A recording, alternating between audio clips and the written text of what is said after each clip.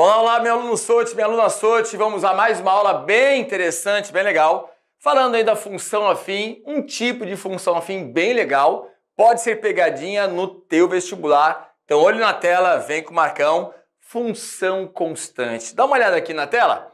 Quando é que você tem uma função constante, vamos usar a definição. Dada uma função afim, definida de R em R, o domínio todos reais, contra domínio todos reais, dada por f de x igual a ax mais b, sim, você tem ali uma função afim. Se você pode falar para mim quem é o a, quem é o b, quem é o coeficiente angular e quem é o linear, ela é uma função afim, só que uma função constante não é uma função afim qualquer, tudo bem? A função constante é uma função afim não polinomial do primeiro grau. Você não define o grau de uma função constante, pois o meu coeficiente angular a é igual a zero e o linear b não tem restrição, ele pertence aos reais. Vamos a um exemplo? Olho na tela, eu tenho aqui para você f de x igual a 8. Ih, Marcão, roubaram o x, ele desapareceu. Então vou reescrever para você essa funçãozinha f de x igual a 8, como sendo dada por f de x igual a 0 vezes x mais 8, porque 0 vezes qualquer cara é sempre 0. Então eu consigo enxergar agora que o coeficiente angular a vale 0, ao mesmo tempo que o coeficiente linear b nesse exemplo é igual a 8. Você conseguiu falar para mim quanto é que vale o coeficiente angular a? 0 e o linear b igual a 8? Então ela é uma função afim. Toda função constante é uma função afim, mas em toda função afim é constante. Lembre-se, nós temos as funções afim, que são polinomiais do primeiro grau, onde o coeficiente angular a é diferente de zero. Então falou para você, a partir de hoje, função afim, tem que vir na tua cabeça coeficiente angular a diferente de zero, polinomial do primeiro grau, e coeficiente angular a igual a zero, uma função afim não polinomial do primeiro grau, chamada de função constante, como está na sua tela, beleza? Extremamente importante. Mas eu sou muito fã de entender o porquê das palavras, a etimologia dela. Por que função constante? Quando eu me refiro à função, eu me refiro a y. E aqui está escrito que para qualquer domínio x pertencente aos reais, a função y será constantemente igual a 8. Então, para x, qualquer um pertencente aos reais, domínio todos os reais, a imagem sempre a mesma, nesse exemplo, constantemente igual a 8. Mas vamos falar de mais detalhes aqui para você sobre o coeficiente angular a que vale 0. O coeficiente angular tem a ver com a inclinação entre a reta e o eixo x no sentido anti-horário. E se o coeficiente angular aqui ele vale 0 e a tangente desse ângulo alfa que me interessa no sentido anti-horário, nada mais é do que a variação de y pela variação de x. No caso da função constante, eu tenho que o meu coeficiente angular a vale 0. E a pergunta que não quer calar para você aí que está me olhando é: quais são os ângulos cuja tangente vale 0? São aqueles ângulos, Marcão, que pertencem ao eixo de quem? Ao eixo dos cossenos. Legal, isso. Porque se pertence ao eixo dos cossenos, o seno vale 0. E tangente é a divisão entre o seno e o cosseno do mesmo ângulo. Quer ver só? O ângulo de 0 grau, por exemplo. 0 grau, ele tem seno igual a 0 e cosseno igual a 1. E 0 dividido por 1, a tangente vale 0, o coeficiente angular é 0.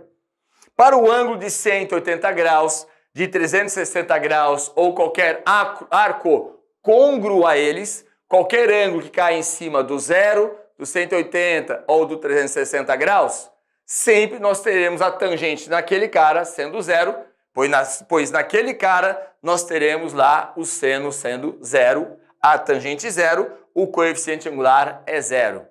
Qual é a dedução que você tira a respeito disso?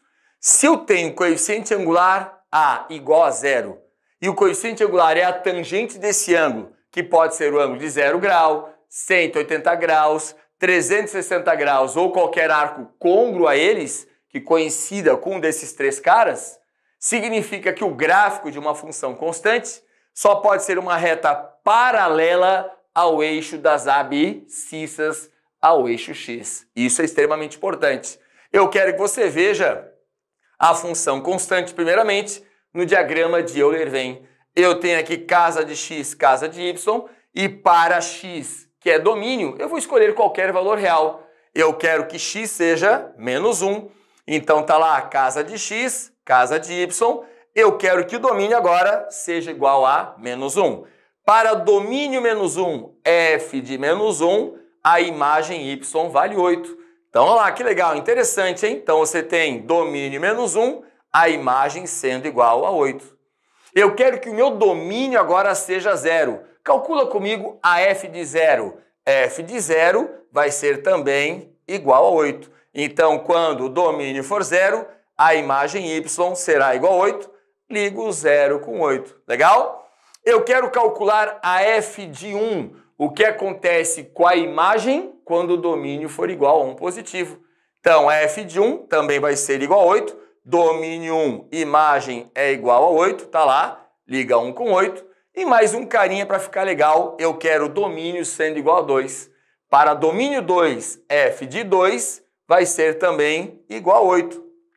Para domínio 2, x2, imagem y igual a 8. Marcão, para qualquer domínio pertencente aos reais, a imagem será constantemente igual a 8. Por isso o nome função constante. Y sempre o mesmo cara, y constante para qualquer x pertencente aos reais. Importantíssimo, você viu em diagrama de Euler-Venn uma função constante, mas eu quero no plano cartesiano, e se eu fosse você agora, abria bem os olhos, ouvidos atentos às dicas do Marcão, vem comigo, olho na tela. Eu tenho f de x igual a 8. Na tabelinha, eu quero que o domínio seja menos 1, então a imagem vai ser igual a 8. Para domínio menos 1, eu tenho imagem igual a 8. Esse ponto do plano cartesiano, esse par ordenado, obedece àquela lei de formação. Eu quero saber agora a f de 0. Quando o meu domínio x for 0, a abscissa 0, a imagem ordenada será igual a 8. Eu tenho um segundo ponto por onde o meu gráfico deve passar, tudo bem? Um terceiro ponto para ficar bem legal, para visualizar bem. Para domínio 1, a f de 1 também é igual a 8. Então, para qualquer x pertencente aos reais, a minha imagem é constantemente igual a 8. E por esses três pontos, tem uma única reta que passa por todos eles ao mesmo tempo. É uma reta paralela ao eixo x. E eu lanço uma dúvida para você. Retas paralelas se encontram? Você deve estar pensando assim, não. Ou ainda, sim, no infinito? Cuidado, eu tenho casos de paralelismo. Você está olhando aqui para uma reta paralela distinta ao eixo x. Essa reta aqui, dada por y igual a 8, ou f de x igual a 8, para qualquer x pertencente aos reais, a imagem é constantemente igual a 8, sendo uma reta paralela distinta ao eixo x, ela em qualquer momento toca o eixo x. E se ela não toca o eixo x, significa que não tem como y ser zerado. Opa! Eu falei y ser zerado? O zero da função, também chamado de raiz. Então, se você tem uma função constante, sendo uma reta paralela distinta ao eixo das abscissas, como, por exemplo, f de x igual a 8, essa função não admite raiz real, pois é uma reta paralela ao eixo x, paralela distinta ao eixo x. Então, nesse caso, nós não temos raiz real. O domínio, todos os reais, a imagem constantemente igual a 8, a imagem é o conjunto unitário formado pelo elemento, único elemento, igual a 8, tudo bem? Conjunto unitário formado somente pelo 8 é o nosso conjunto imagem para domínio qualquer valor pertencente aos reais. Importantíssimo. Um segundo exemplo, eu quero construir o gráfico da função f de x igual a menos 5. Aqui está dizendo para você que para qualquer valor de x, a imagem y será constantemente igual a menos 5. Olhe na tabela.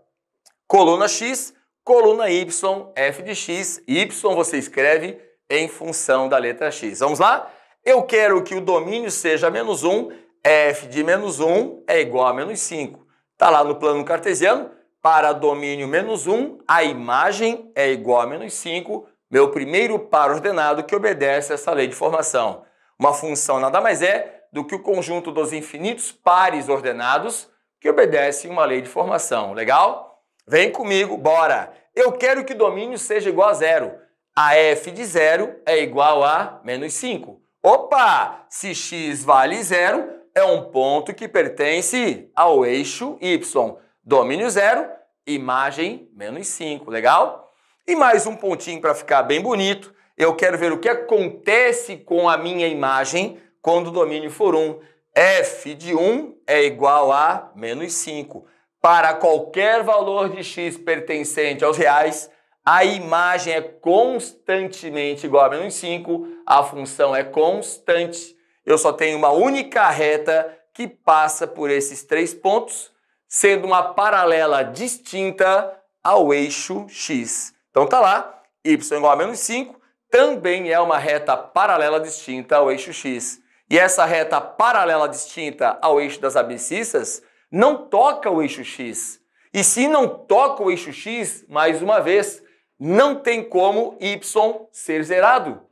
E se o y não será zerado, eu não tenho aqui também raízes reais. Ou seja, essa função f de x igual a menos 5, ela não admite raiz real. Extremamente importante isso, legal?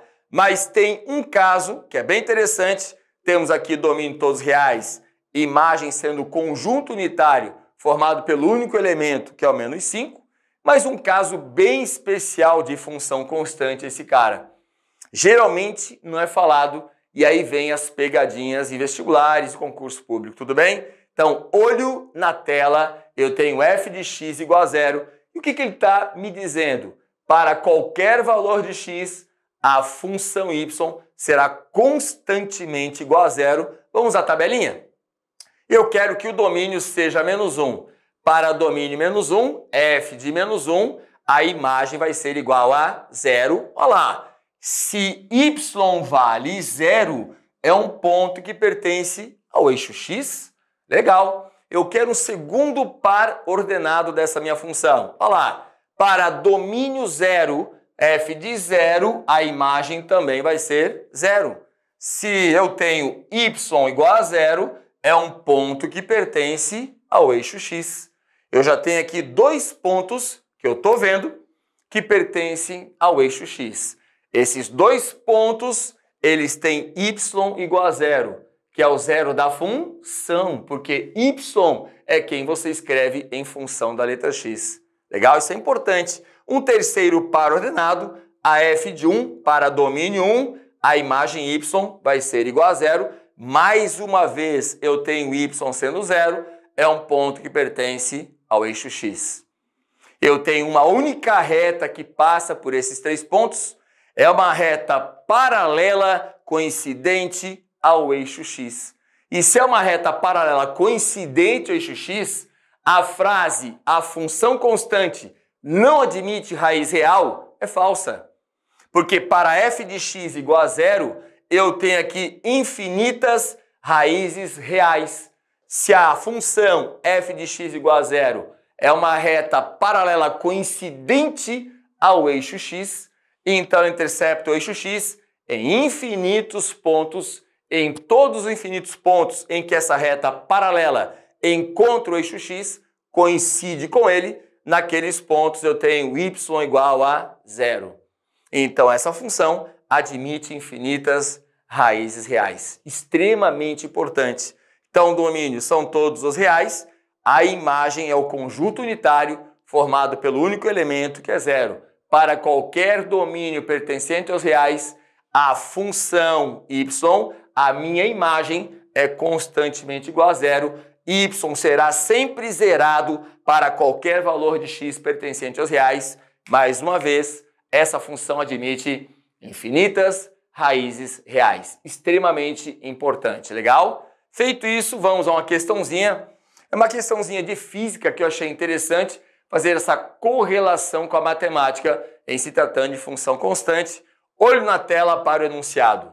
Um automóvel mantém uma velocidade escalar constante de 54 km por hora. Em 1 hora e 20 minutos, a distância percorrida pelo automóvel em quilômetros foi de... Então aqui as alternativas. Você sabe muito bem, mais de física do que eu, que velocidade é distância dividido pelo tempo. Então distância seria velocidade vezes o tempo. Praticamente a questão se encerraria por aqui, mas eu quero explorar ela de forma matemática. Olha que legal aqui. Informações. Um automóvel mantém uma velocidade escalar constante. O tempo passa, porém a velocidade é sempre a mesma.